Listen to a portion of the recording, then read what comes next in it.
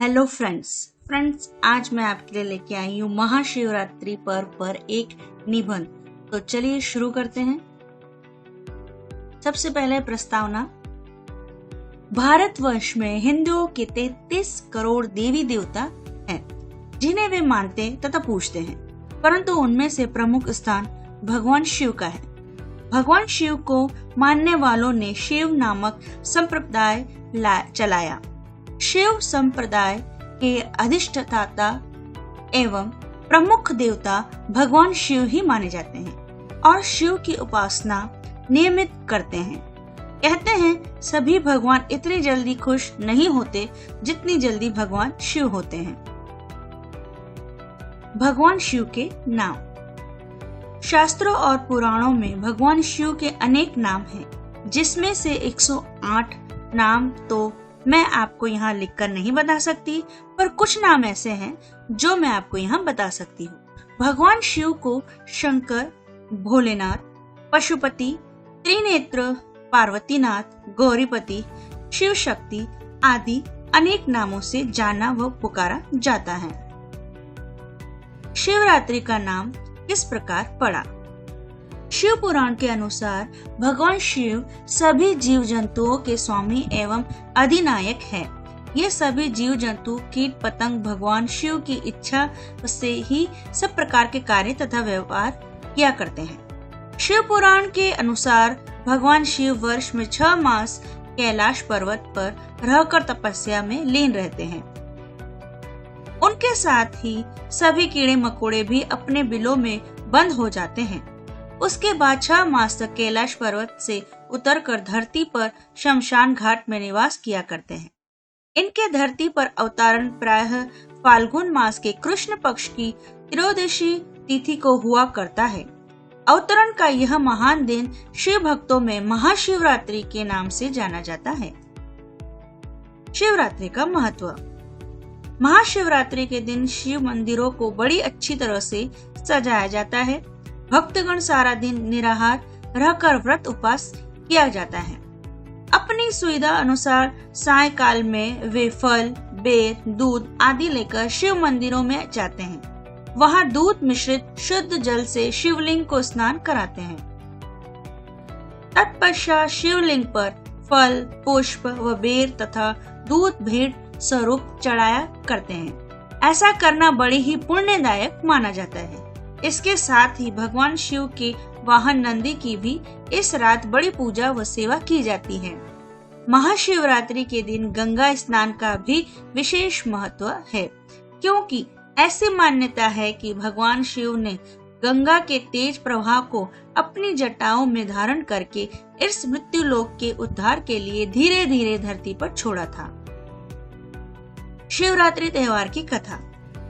पूर्व काल में चित्रभानु नाम का एक शिकारी था। शिकार करके वो अपने परिवार को चलाता था। वो एक साहूकार का कर्जदार था, लेकिन उसका ऋण समय पर नहीं चुका सका। क्रोधित साहूकार ने शिकारी को एक बार पकड़कर शिव मठ में ही बंदी बना लिया। संयोग से उस दिन शिवरात्रि थी। शिकारी बहुत ध्यान से शिव से जुड़ी सभी धार्मिक बातें सुन रहा था। चतुर्दशी को उसने शिवरात्रि व्रत कथा भी सुनी। शाम होते ही साहूकार ने उसे अपने पास बुलाकर ऋण चुकाने के बारे में पूछा। तब शिकारी ने अगले दिन ऋण लौटाने का वचन देकर बंधन मुक्त हो गया। फिर दूसरे दिन अपनी दिनचर्या की भांति वह जंगल में शिकार करने निकला, लेकिन दिन भर बंदी गृह में रहने के कारण वो भूख प्यास से व्याकुल होने लगा। शिकार खोजते हुए वो बहुत दूर निकल गया। जब अंधेरा होने लगा तो उसने सोचा कि रात मुझे जंगल में ही बितानी होगी।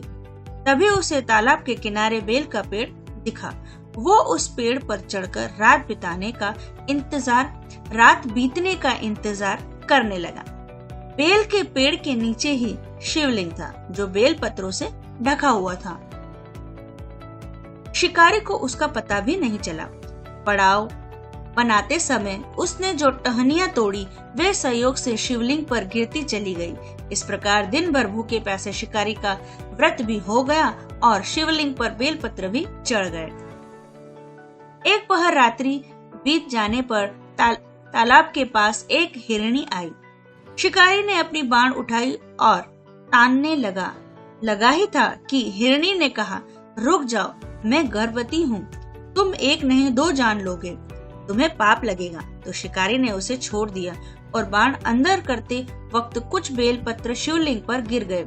इस प्रकार शिकारी की पहली पहर की पूजा हो गई। थोड़ी देर बाद फिर एक हिरण आई, तब फिर शिकारी ने अपनी बाण तान दिया। इस बार हिरणी ने कहा, मैं अपने पति से मिलकर अभी आती हूँ, तब तू मुझे मार देना। शिकारी फिर बाण अंदर करते वक्त कुछ बेलपत्र फिर शिवलिंग पर गिर गए। शिकारी की दूसरे पहर की भी पूजा हो गई। इस प्रकार शिकारी की तीनों पहर की पूजा किसी न किसी कारण से पूरी हो गई। उसके इस प्रकार भूखे रहने की वजह से उसका व्रत हो गया और शिकार के बहाने उसकी पूजा हो गई, साथ ही जागरण भी हो गया। उसके इस तरह शिव जी की पूजा से मोक्ष प्राप्त हुआ और जब उसकी मृत्यु हुई तो उसे यमलोक ले जाया जा रहा था कि शिवगणों ने उसे शिवलोक भेज दिया। शिव जी की कृपा से अपने इस जन्म में राजा चित्रभानु अपने पिछले जन्म की याद रख पाया तथा महाशिवरात्रि के महत्व का पूजन कर उसका अगले जन्म में भी पालन करने लगा एवं कर पाया।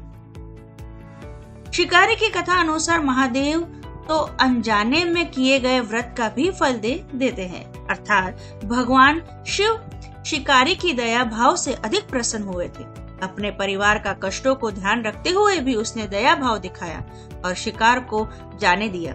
उसके इस प्रकार दया दिखाने से उसे पंडित और पुजारियों से ज्यादा उत्कृष्ट बनाती है, जो सिर्फ रात्रि जागरण, उपवास एवं दूध, दही, बेलपत्र आदि द्वारा शिव को प्रसन्न कर लेना चाहते हैं, पर मन में कोई दया भाव नहीं रखते हैं। इस कथा अनुसार अनजाने में हुई पूजा का महत्व अत्यधिक है, इससे ज्यादा मन में दया भाव रखना भी महत्वपूर्ण है।